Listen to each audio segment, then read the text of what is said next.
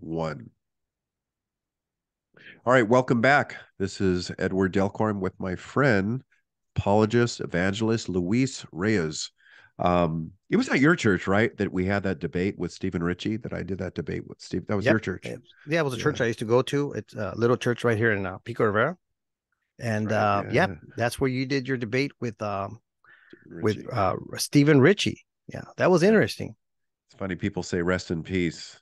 Someone Yeah. commented on, they said I misrepresented Ritchie when I said, I quoted, because I was telling my opponent that I was debating, that guy John. I said, "Well, you believe like Stephen Ritchie that there's two persons in the body of Christ. That's flat out Nestorianism." And someone posted that Stephen never said that. I took him out of context. No, that was Stephen's. He was confident in that. That was his main argument, that there's two persons, the Father and the Son, inside the body of Jesus. Unbelievable. And that you heard it at your church. Yeah. I'm like, wow, that's straight out Nestorianism. Luis, Because they speak out of both sides of their mouth. That's the problem. yeah, because they don't have, it's always a debate between the exegesis of scripture and their personal theology. As you've seen with most debates, oneness people do not like to interact exegetically. Certainly that last debate I had, which was painful, I wasn't expecting them to be that ill-equipped exegetically, but they were. And I wasn't expecting them to say the Father has blood and the Father was on that cross and that demons have blood, you know. But what do? You're talking about unregenerate people, about a very bizarre system called oneness Pentecostalism or oneness theology or modalism, monarchianism. I mean, there's different names. Fundamentally, they all believe fundamentally that God is Unitarian, and the name of that Unitarian God is Jesus. Yeah. All right. You have a book. We mentioned it in part one. You have a book that's coming out. And what was the hmm title again? Is Jesus is Jesus the person of the Son of God to oneness Pentecostals? Is Jesus the person of the Son of Person, the God? Son And of we God. we we spent a lot of time defining that title and that concept because briefly, what do they believe about the Son of God? Well, that's a And big why did you question. title your book that? Okay, because as we saw, Son of God to them means something else. Son of God to them means two things. Means simply the flesh of Jesus, and it also means the person of the Father manifested in that flesh of Jesus. That's what Son of God means to them. Okay, so considering that, let's say that's true. Where is the person of the Son of God? Is there a person of the Son of God? And at what point was Jesus the person of the Son of God? And when we really look into this issue, we see that they don't have a person of the Son of God. They have a person of a Father in the flesh of something they call the Son of God. But that is not a person. Some have said he is a person, but they end up with Nestorianism. So then they start backtracking and they say, well, he's the person of the Father as the person of the Son. Then he's not the person of the Son. I mentioned in the previous recording, if I am the person of Luis and I am going to act as the person of Spider-Man, ontologically, I am not really the person of Spider-Man. I'm still the person of Luis. There is no actual person of Spider-Man. It's an actor. Actor. It's a mode or an It's a actor. mode. So in the same way, oneness Pentecostals do not have a person of the Son of God.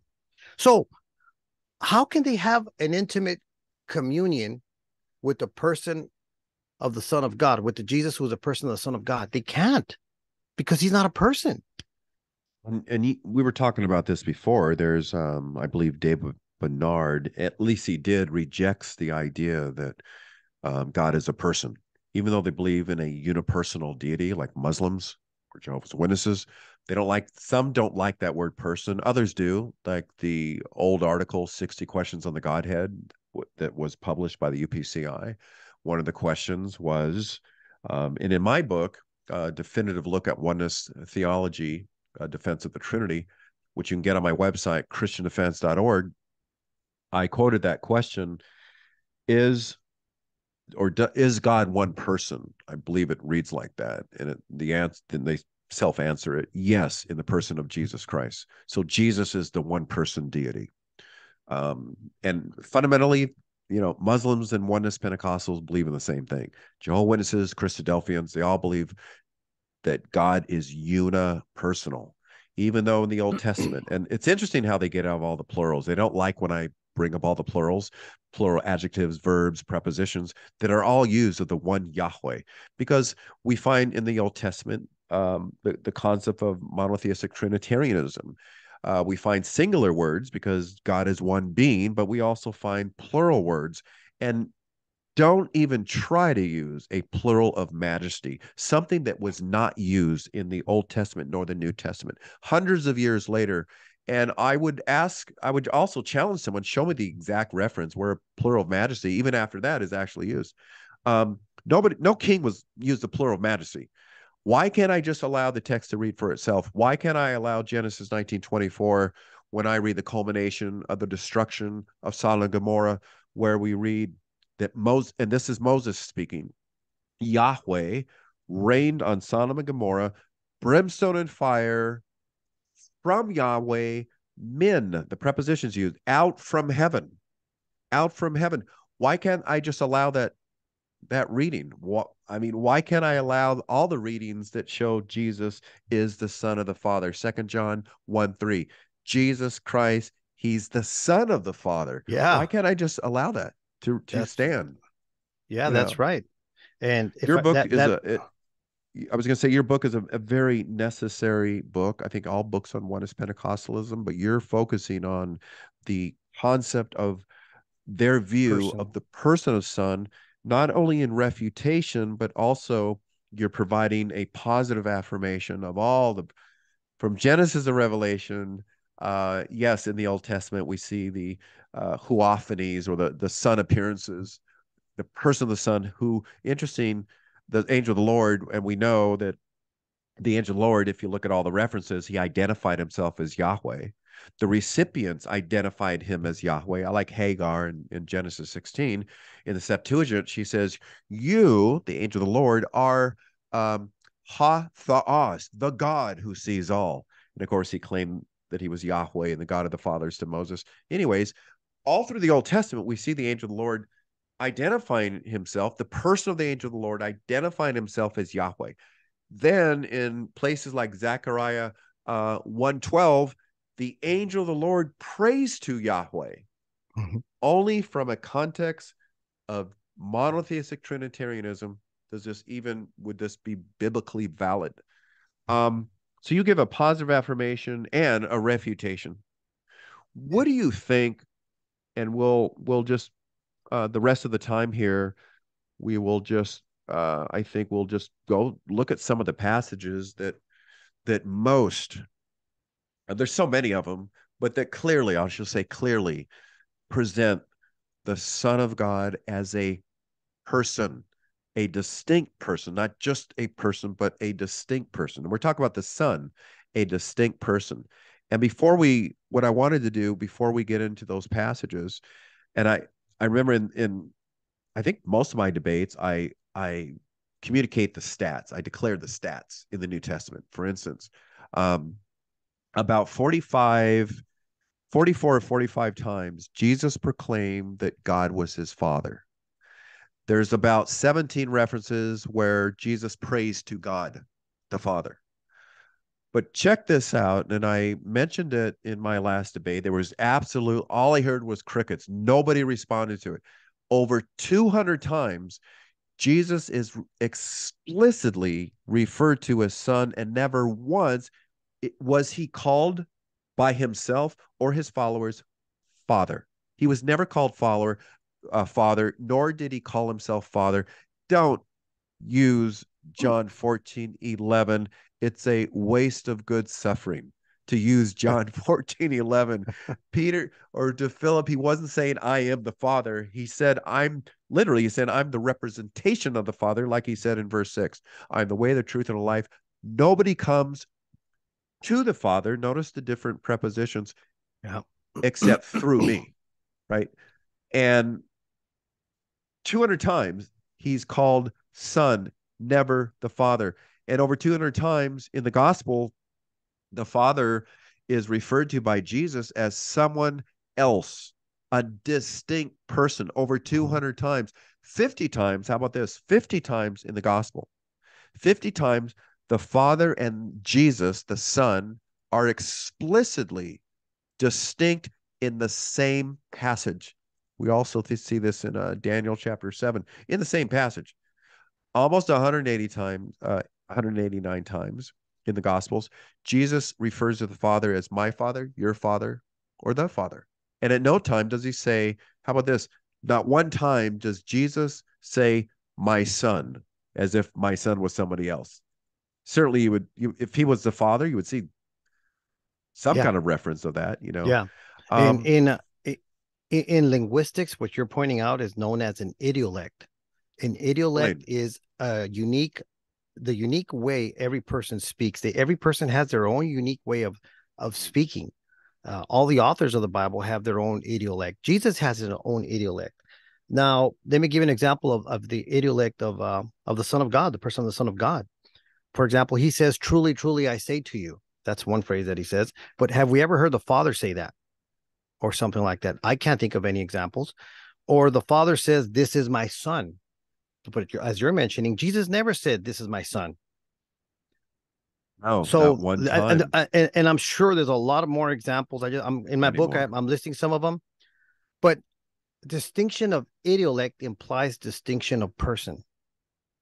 Also, when you mention the dative, the two, that is a relational property. You need two objects in order to have that relational property of going from one thing to something else. That also shows distinction right there, just as a prostantheon does as well. Can I mention something real quick?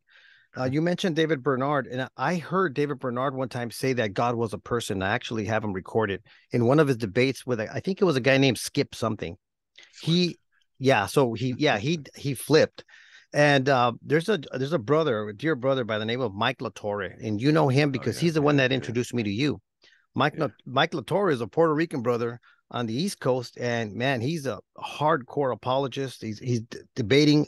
We share a lot of ideas, kind of like you. You know, he's my right hand over there, and he's helping me out a lot. And well, Mike LaTorre did a debate on Spanish radio by himself with two Oneness Pentecostals live, and the issue was Genesis 1:26, the verse that you mentioned. These guys these guys had no response for this. I mean, for those of you guys that are Spanish speakers, you need to see it. I think it's over 100,000 views already. Mike did phenomenal in this debate, and it just wow, it just these guys were challenging people on the radio. There's no Trinitarian out there that can respond. There's no Trin, and Mike was driving home one day, and he said, "You know what? It's time for me to call." He calls up, he sets up the debate, he goes over there, and the debate's outstanding. And so Mike and I did a video on the issue of personhood and person with Oneness Pentecostals. And we showed how David Bernard flipped from one side to the other. So this is what's happening in the Spanish world. Half of the people say God is not a person, and the other half say he is a person. So there's a conflict right there. Once they admitted that God is a person, everything fell apart because now we started asking about the person of the Son, and it just all crumbled. So now you have some that are going back to, oh no, well, God is not a person. You know that we better not go that route because we know what's ahead in that road. So there's, and I suspect this is going to happen here in the English world too. Um, I think that's the weakest. I've always mentioned the weakest part of oneness theology is the pre-existence of the person of the Son. That is the weakest. Yeah. And so for us, that translates to us. Use it. Show the passages where the Son pre-exists, distinct from the Father. Um, I think John 1:1 is still a standard text to go to because it's simple. And I always start off by saying I don't even need to exegete it because the English or recognized translation speaks for itself. In the beginning was the Word. The Word was with God, and the Word was God. Why do I have to pretext this beautiful passage in light of the content from verses 1 through 18, which defines the Word as a person in verse 3. He's the agent of creation in verse 4. In him was life. In verse 6 and 7, John the Baptist was a witness, right, to the word, not to a plan, not to a mode, but to a person, right? He testified Mm-hmm. to a person. He Mm-hmm. affirmed a person, interacted with a person. And verse 10, he's the agent of the creation. Verse 14, he became flesh. And then verse 18 that we talked about, no one has ever seen God the Father. The monogenes theos, the unique God who is always, articulate participle there, who is always at the Father's kolpos, bosom, intimate closeness. And as we mentioned before, of all the places it's used, except in Acts 27, where it Mm-hmm. denotes a bay, every single time Yeah. it denotes, used 6 times in the New Testament, aside from Acts, it denotes a closeness of intimacy of distinct persons, whether it's John at the breast of Jesus, whether it's Abraham's bosom, or John, or in Luke 6, it always denotes intimacy of distinct persons, not a person and a plan. There's no example in the New Testament Greek or in the Septuagint. But in saying that, why do I have to even exegete that passage? Does not the plain meaning speak for itself Yeah. in John 1? It's by pure presupposition. Yeah. And that verse that you're citing, just remember that John the Baptist says, "This is he of whom I spoke that was before me." Yeah, Again, yeah. supporting the idea that who was before him? What do you mean? He wasn't born before you know what I'm saying? So that's also implying the pre-existence of the Son of God. I believe it's verse 21. I don't remember. But the No, whole the context, content tells us that the word is a person. yeah. Let me also address an argument that they raise all the time that regarding person. They say, "Well, show me right there, Luis. Show me where the word person. Where does it say he's a person?" Well, that's another fallacy because you're presupposing that the word person has to show up in order for the referent to ontologically be a person. So let me give you an example. We have the 2 thieves on the cross. Yeah. Does it say there that they were persons? Is the word person used there? No. Were they persons? Well, obviously, they got to say they're persons. Yeah. Well, we know that by inference and by rational deduction. Yeah. Okay, they're persons. So the word person doesn't have to appear. So we're done with that argument. Don't even bring that up again. That was silly. And we get back to discussing the issue. You know. Do you ever it's interesting because even Jehovah's Witnesses have an argument explaining why the devil's a person. He talks. And in scripture, he Yeah. intelligently communicates. That's one mark of a person. Not that you have to talk. You can be in a coma and still be a person. But they Mm-hmm. use that argument to show that the devil is a person, yet they won't apply it to the Holy Spirit. When the Holy Spirit speaks, issues commands, has a will, he gives he gives gifts according to his own will. You can grieve him. So, all Yeah. three persons, the same evidence is used to show that all three um, persons are self-aware subjects. If you don't like the person, okay, self-aware subjects, egos, Mm-hmm. whatever you. Mm-hmm. And I mentioned there's several different words in Greek that can be translated as person. That's Mm-hmm. why I always ask, well, what would person look like? Because what would a Greek word be that is translated person? They don't know. Hebrews 1:3 in the King James, right? It says, uh, who he is a very impress, right? The very impress of the person of him or of his Yeah. person. It translates hypostasios as person. I mean, there's Mm-hmm. many words that can be translated as person, but you made a good point. It doesn't say the thieves are a person, but they're self-aware subjects, aware of their Yeah. own existence. But Well, they're I mean, you self-aware could, subjects. yeah, look at Moses, look at Daniel, whoever, look at whoever. Where does it say they were persons? It doesn't say they were Right. persons. The word is not used there. They'll use that text in Hebrew to say, "Oh, see, it says person, not persons. If he's a Trinity, then why aren't the other persons mentioned?" The arguments from silence. If I mention to you my son, you can't conclude that I only have one son. I could have 2 sons. I just mentioned one. Doesn't mean just because I mentioned one doesn't mean I don't have two or a daughter. There's a lot of logical fallacies involved with the reasoning of oneness Pentecostals. We see that all the time. And even objective stats like the ones I just quoted, which they don't. There was nothing. All I heard was crickets. There was no response in any of the debates that I do of those. Where is Jesus called son or called father? Where did he claim he was father? Where did anyone call him father?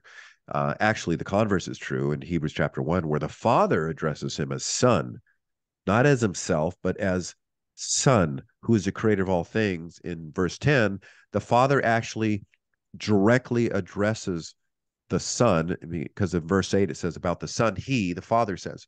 But in verse 10, he addresses the Son as kuriai, the vocative of the word kurios. Vocative case is a case of direct address. It's only used, except one metaphorical usage, it's only used of persons, and they're distinct. When you see the vocative, there's no, and note this, there's no example in the Septuagint nor in the New Testament Greek where the vocative, where we find a first person vocative, where a first person vocative would be where the subject directly addresses himself. There's no example, because the Yeah. Bible is not oneness. It's monotheistic Trinitarian, to be sure. Yeah. I haven't heard them argue that a person can refer to himself in the second person, like you.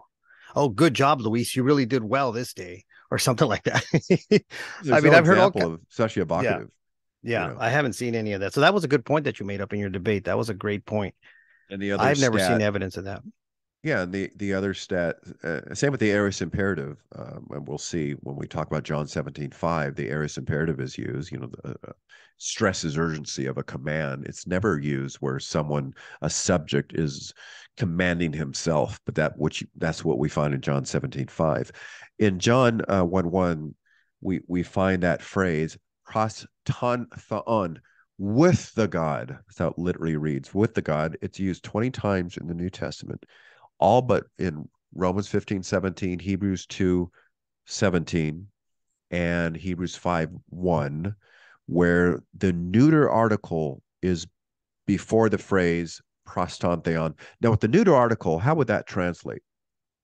That would translate as the things that pertain to God, or something along those lines. So why can't I apply that, make an argument that in John 1:1b, that's talking about a thing or not a person was with God? Because the neuter article is not present in the second clause of John 1:1. The It's imperfect is, simply not right? the same. Yeah, it's simply not the same.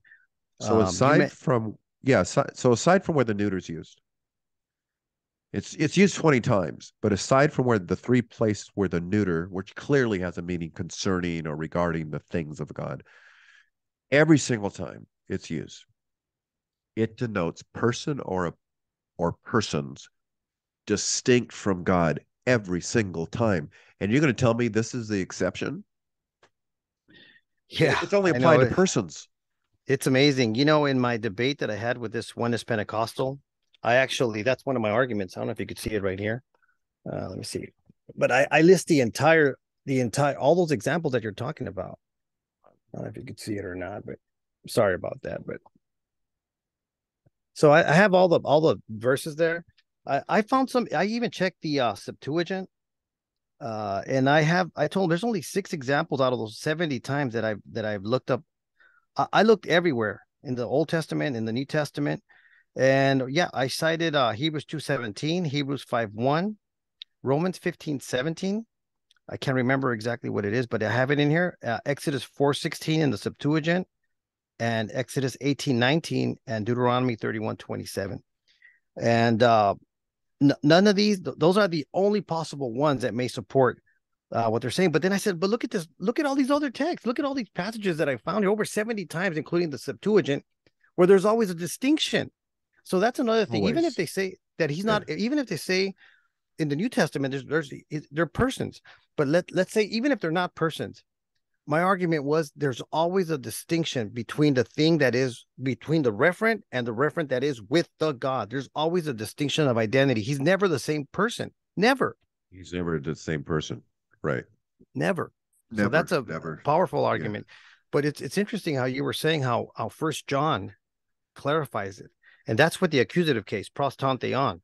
And in First John, it says proston patera. with the Father. Father. The He's same identified. prepositional phrase. Yeah. Yes. Pastan. Yeah.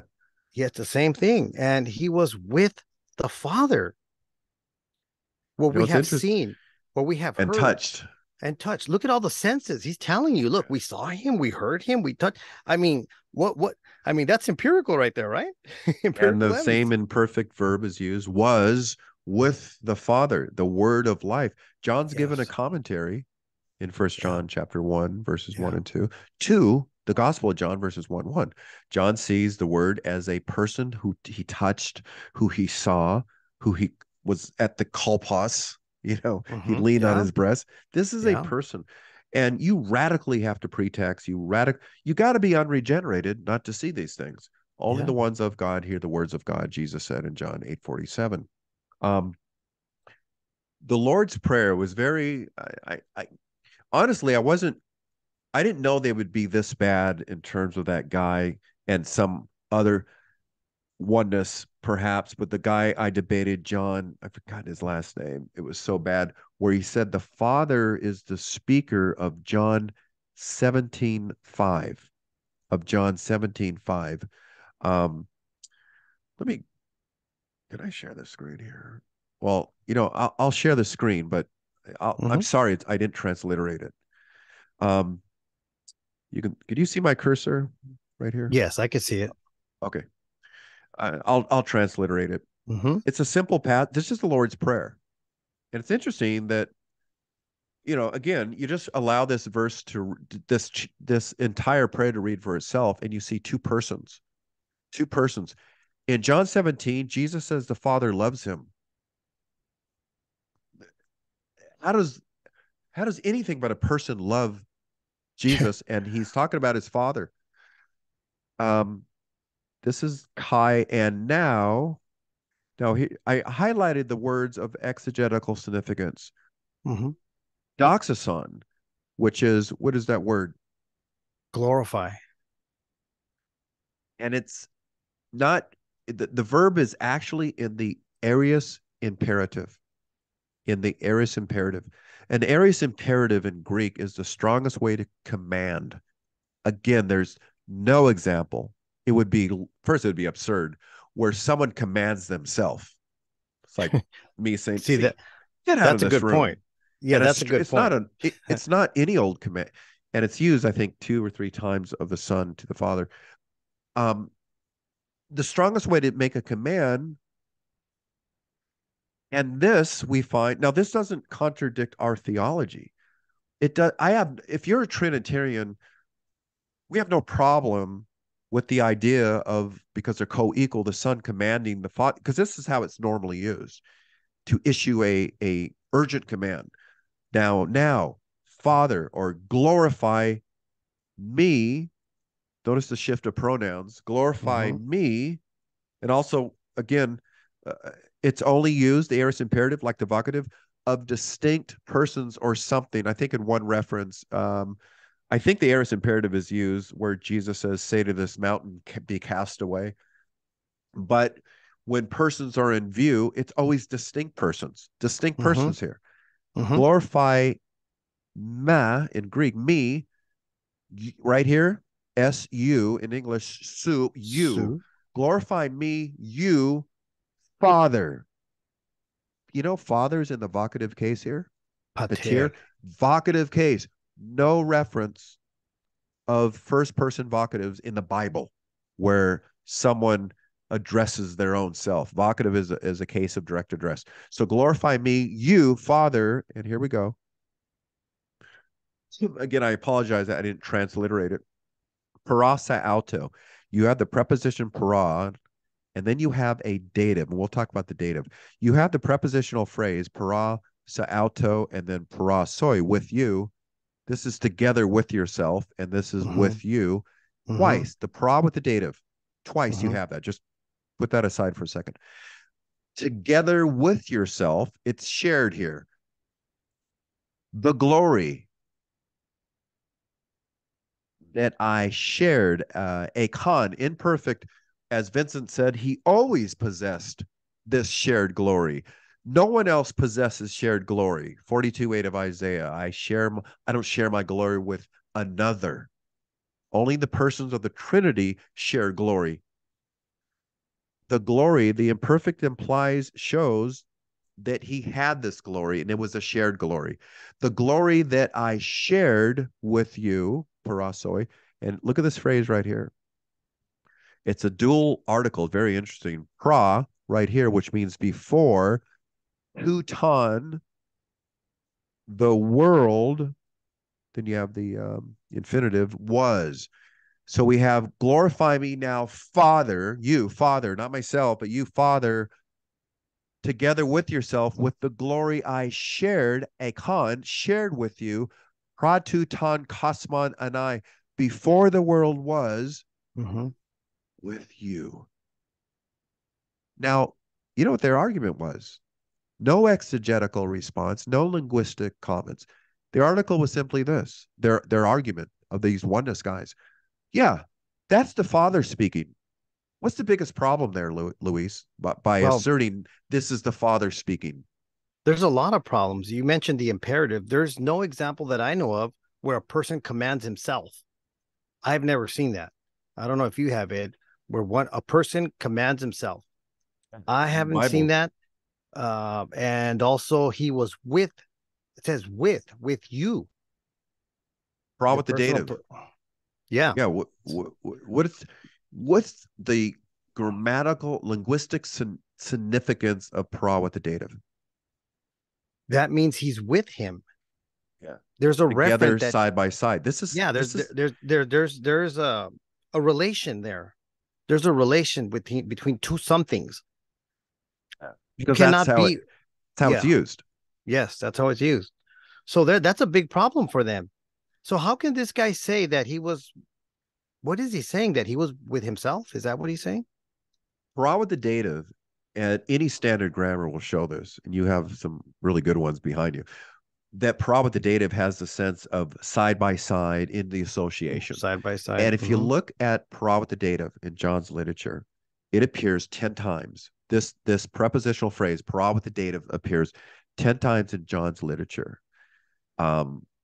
Every single time in John, it involves person or persons who were literally not in the mind or, in someone's thought, but literally side by side or in the company with someone or something else every single time. My favorite reference with para with the dative is John 14:23, where Jesus, the Son, answered the same person who said, when you see me, you see the Father. That's oneness people like to use that out of Yeah. context, of course. They just rip it out of the verse. But notice verse 23 of John 14. Jesus said, if anyone loves me, he will keep my word, and my Father, not me and me, but my Father will love him. So if anyone loves me, he'll keep my word. And over here, a different person, the Father, a distinct person, the Father will love him. Then listen to this, first person plural, we will come to him and we will make our abode, para auto. You have the Yeah. prepositional phrase, Wow. but two future indicatives, in fact, of poieo. Interesting, Luis. Genesis 1:26 has the same plural of the base verb poieo.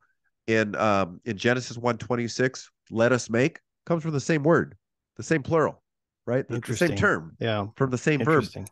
How does Jesus use two future plural indicative verbs if he's the same person as the Father? We will It come, we doesn't will make. No, it doesn't it make just any sense. no, Um, you can't. yeah, just and even if for people that don't know any Greek, I mean just reading it in English, the glory I had with you. Why would he say with you if he's the same person?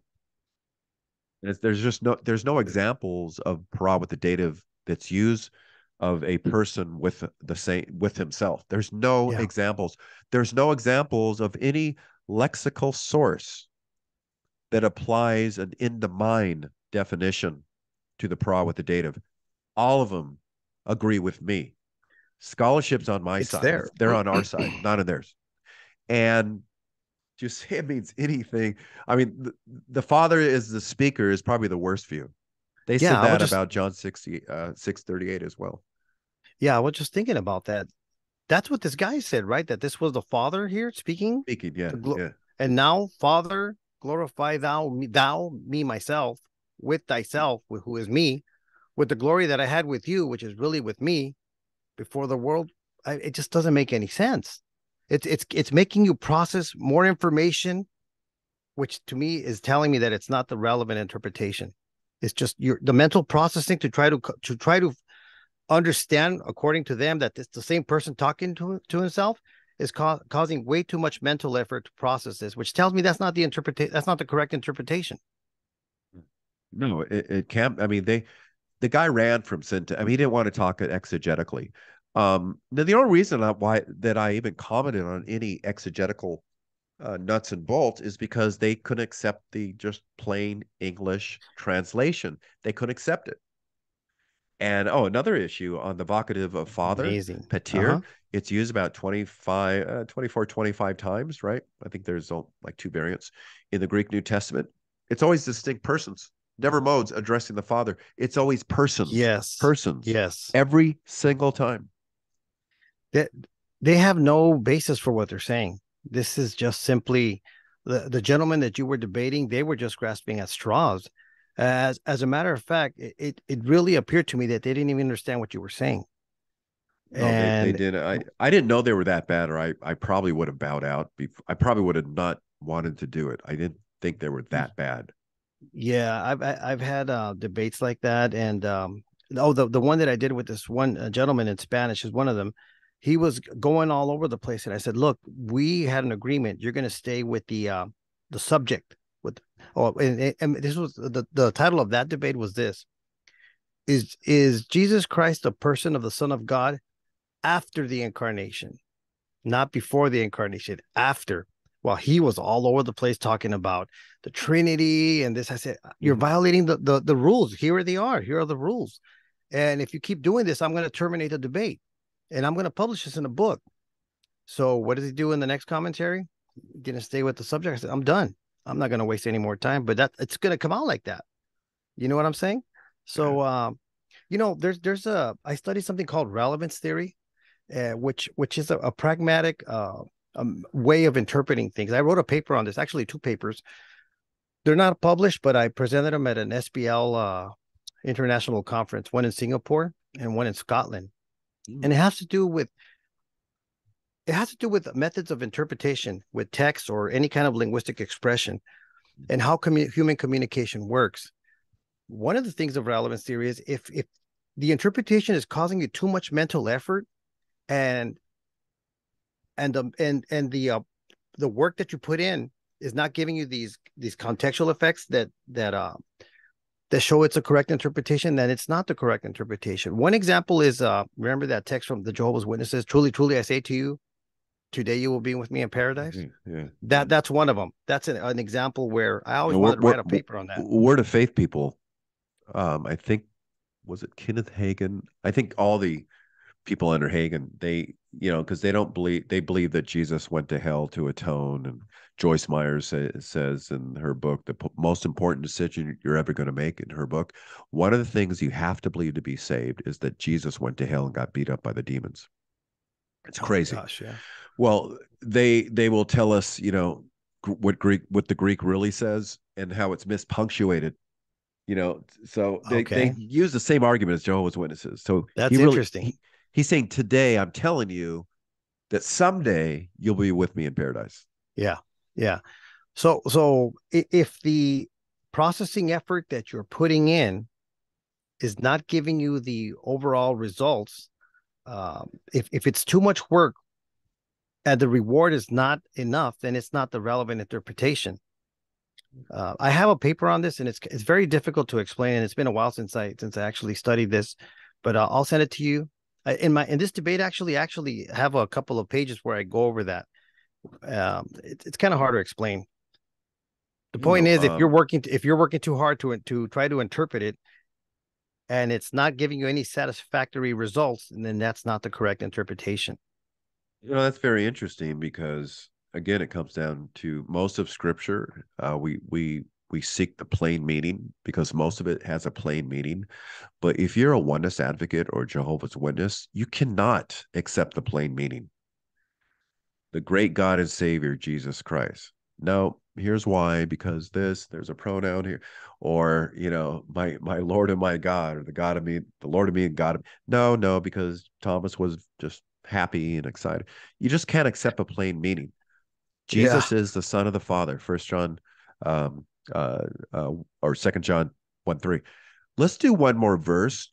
And I know we Okay. we probably don't have time to go through the prologue of Hebrews, and there's so many in the Carmen Christi, Philippians 2:5 through 11 or 6 through 11, which completely annihilate the oneness position.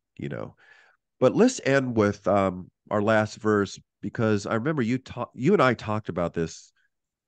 I think we spent a lot of time talking about this, not because it's not clear. I mean, all of chapter 6, I always point this out. 8 times it says the person of the Son or the Son came out of heaven. 8 times it says in there's 3 different phrases. Um, so let's talk about this last verse, 638, and I can share it too. And I apologize if it's not transliterated, but we have to keep in mind the flowing context of the speaker. He says in 35, he's the bread of life.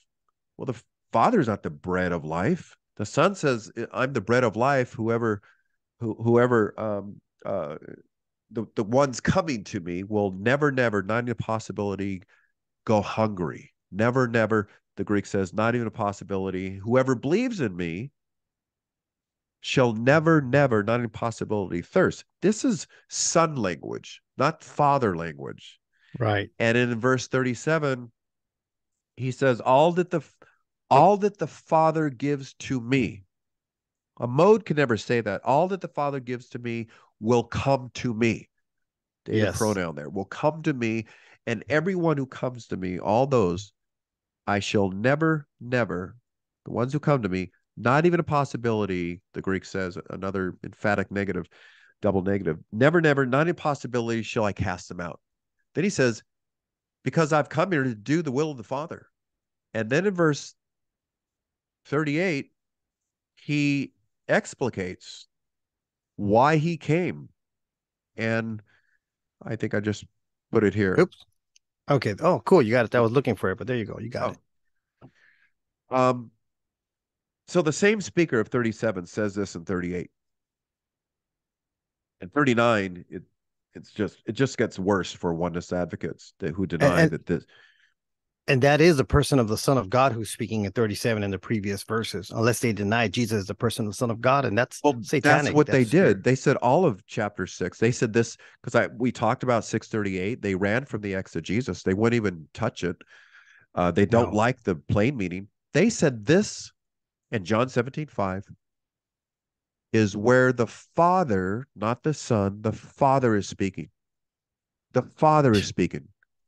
I'm not kidding. You've heard it. Oh But yeah. Jesus says, "For I have come down." Now, the reason why I put this here, and you know why, the Hmm. katababeka, this perfect indicative, is because it is significant. I have come Absolutely. down. Now, the Father doesn't come down, but of course, one is Pentecostals say the the the the Father who has blood, he came down. Jesus says, the Son, I have come down out of heaven, apetu uranu, out of heaven. Again, 8 times, and here's the phrases used. He says he comes out of heaven. Not in order that you have a hinai purpose and result clause, not in order that I should do see this word right there? Thelema The lema. What is that? will. Will. Persons have wills. I don't think a giraffe has a will, or a mode certainly doesn't have a will. Yeah. In order that, excuse me, I should do the will of me. Amon, this pronoun here, it's only used of persons. It's used mostly of Christ. Paul used it, I think, once. But anyone can get this information. It's only used of persons, never abstract modes or manifestation, only persons. I should, in order that I should do the will of me, or not do the will of me, but notice the word will is used twice. But the Mm-hmm. thelema, the will of the one having sent me. Now we know from the whole entire chapter that it's the Father sends the Son, but the word will is used twice. The will of me, I don't do the will of me, but the will of the Father. You know what they said in response to this? Here's their exegetical response to these things, like Okay. two occurrences of will. I didn't even get to the areas perfect relationship of time aspect. They said, well, yeah, the Father has two wills, just like you do. We all have two wills. The Father has two wills. How do you respond to that? This is the Father Uh, speaking and he has two wills. I don't know. And I could have sworn that one gentleman started speaking about a will, which sounds like, the will that you write on in case you die. Hey, I kind of thought he went into that. I said, I must be hearing wrong. I don't know where he gets this from. Because what would this mean if the Father had two wills? I, the Father, have come down not to do my will of the Father. And if you look at a couple of verses down, it says, but to do the will of the Father of myself. So in other words, you have the same person saying, I came down not to do my will, but to do my will, which is a straight Yeah, contradiction. I not mean, make my up your will, mind. but my will. Yeah, Not make up my your will, mind. but my will. Do you Yeah, make up your but you mind? heard him. Do That you? was his argument. Yeah, that was absurd. And I think it's verse 39 or 40 where it says, and that is the will of my Father. Verse 39, and Jesus defines the will of his Father. He says, and this is the will of my Father.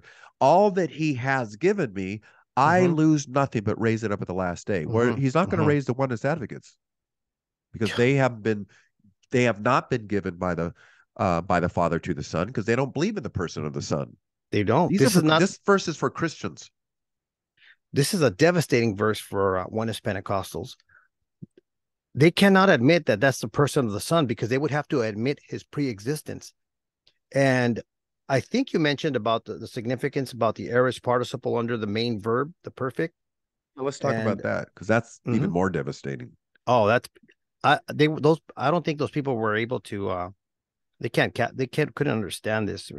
I mean, if he's saying he has two wills, I don't even think you're going to be able to communicate with Hey, this. you know what? I couldn't even go further on that. That was so bizarre Yeah, that this is that the was Father speaking, and the Father has two wills, just like we have two wills. What in the world does that mean?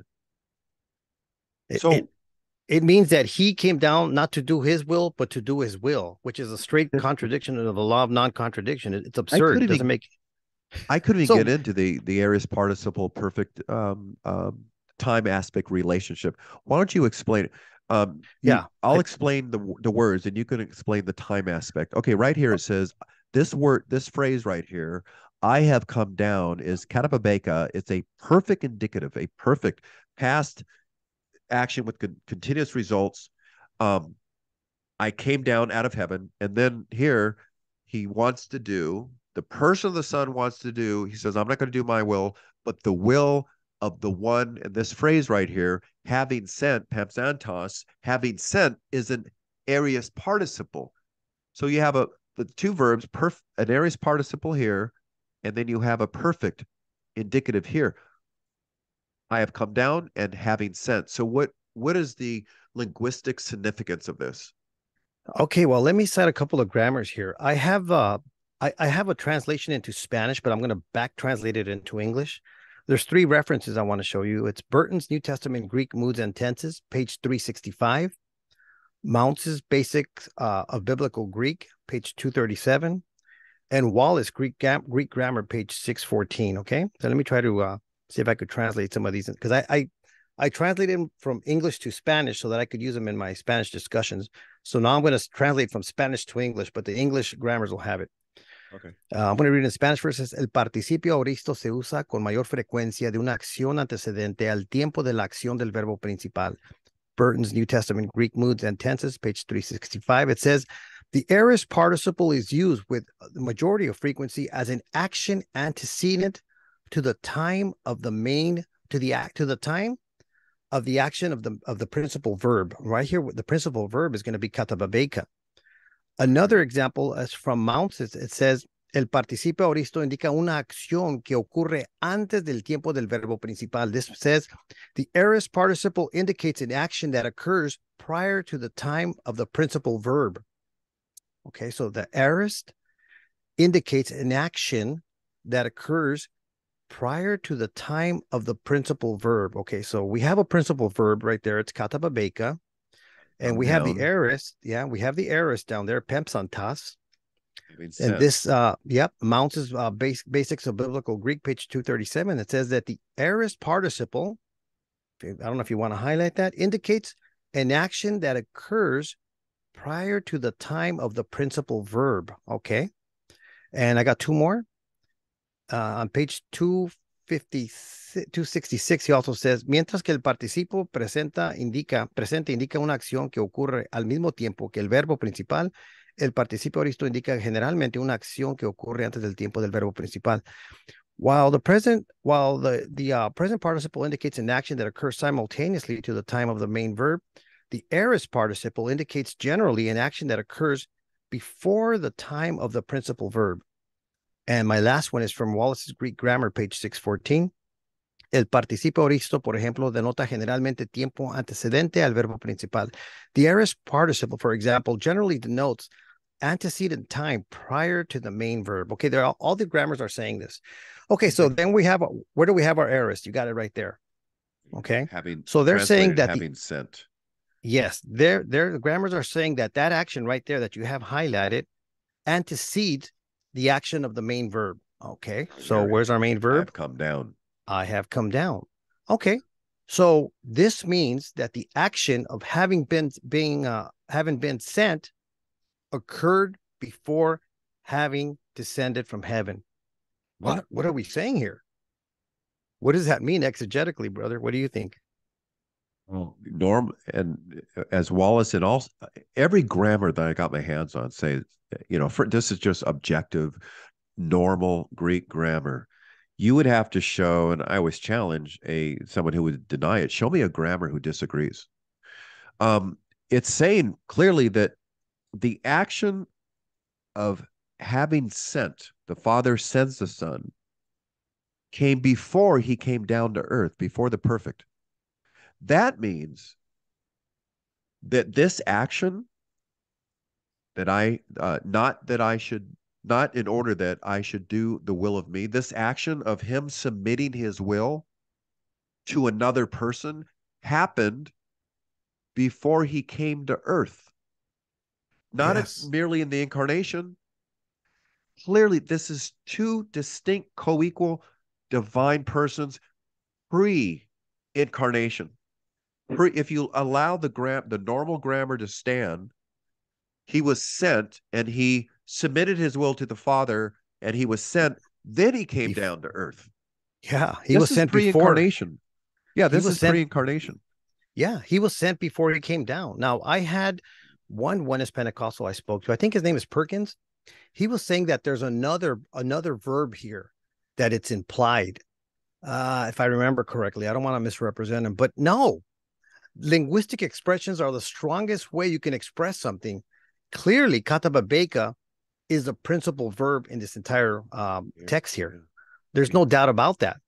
So no, that was his way of trying to get around it. Mr. Perkins was trying to get around it. No, the action of having been sent, that aorist participle, occurred before the action of being sent. Now, let's suppose, because sometimes it occurs simultaneously. Let's suppose that it occurred simultaneously. The Oneness Pentecostal is still stuck because you still have this person being sent simultaneously from heaven, which still shows his pre-existence. So there's no way out of this.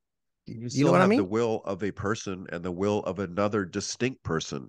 There you go. The will of having sent me, of him, and then my will. You still have two wills. And then the worst part about it is he says, I came to do my will, but not my will. Wait a minute. Make up your mind then. I mean, are you going to... That's absurd. How do you say this is... And that's... Look, it's interesting because I remember I knew where I was at when I asked him the significance, the grammatical significance of pra with the dative. I can tell he was like fumbling around Bible Hub. It means with, that was Oh a yeah, question, hello, yeah, but there's Yeah, some I kind know he of had Bible Hub or something. But yeah, this is a verse that clearly, number one, it shows that before the incarnation, there was two persons who had their distinct, I don't like separate, distinct wills, not my will, but your will. That was before the incarnation. And it shows that the Son existed before he came to earth. And it also shows that the Son came out of heaven. In fact, as I said, 8 times in just chapter 6, you have these three phrases denoting the Son came out from heaven or from the heaven or from heaven. 8 different ways that the Son claimed he came from heaven. How else would the Son, if the Son was a distinct person, how would he claim that he came from heaven if these aren't them? If these aren't the places? how can you send a non-existing thing? And this, it says that he was sent. The sending occurred before the descending. Now that person that is speaking there, that's got to be a person. That's Jesus As a speaking. will, yeah. So that's got to be the person of the Son of God speaking, unless you deny that Jesus speaking there is the person of the Son of God speaking. Okay, so he's a person of the Son of God. The person of the Son of God said that he was sent before he descended. Therefore, the person of the Son of God pre-existed. There's no way out of that. And all the And verses he that you says, my support will, that. but your will. Yes, that's another one. That's So I understand the desperation when you come to, I know he hasn't, I don't, I sense what he was looking at, and as do other oneness advocates, they've never seen it before. They never had to deal with it before. So the only thing that came into his mind, yeah, uh, the Father has two wills, just like we do. that doesn't make any sense. Yeah, None of that it. No, if you deny it, that, and again, so your book is called. my book is called "Is Jesus the Person of the Son of God?" Uh, is it Jesus? I forget. Oh gosh, I'm forgetting. Is Jesus the person of the Son of God for Oneness Pentecostals? I could still adjust the title, but the basic idea is there. I have a lot of the content already written. I'm just When organizing it. and and I'm gonna when it does come out, I'm gonna be promoting it here and on my Cool. website, and people can contact me. And also, I'm going to put your information on the description of these 2 videos. So if anyone wants to get a hold of you, you're doing some fantastic work, especially not exclusively, but especially in the Spanish community. We need apologists to go out there, and I hope we can make it to Columbia. You and I and Matt and just they need a positive affirmations of essential doctrines. I went to Nepal. We did a pastor conference a few weeks ago, or actually 2 months ago, and it's amazing. 200 pastors showed up, and you know we taught essential doctrines because that's what they That's need. awesome. That's what they need. um, so let us conclude with that, and thank you so much, Luis, for your work, No for being problem. here. And I'm glad we got to talk on this particular subject, that the Son is a person, contra oneness doctrine, who deny the Son, who deny the Father, who deny God of biblical revelation. The entire content of the biblical revelation is monotheistic Trinitarianism. You can't escape it, and we just have to pray for oneness advocates. And unfortunately, Stephen Ritchie died as a oneness person denying Christ. So, I just challenge all the Christians to pray for oneness advocates, and whether they're Muslims or Jehovah's Witnesses, they're all Unitarian. Pray for the ones who deny Christ by denying the Trinity, by denying that He's the person of the Son, as Scripture says over 200 times. So, with that, thank you again, Luis, and stay tuned for more on this channel. And also look at the description. I'm going to give Luis's information there. So thank you very much. And Luis, any closing thoughts? I'll just thank you for having me here. It's been a pleasure, and hopefully we could do this again. And Yes. yeah, keep Columbia in prayer. Let's see if the Lord opens those doors for me. A lot of stuff going on. I've been very busy, but Just thank you for supporting me too, Ed, for helping me out. Oh, man. All right, All right. we'll see you next time. All right, guys.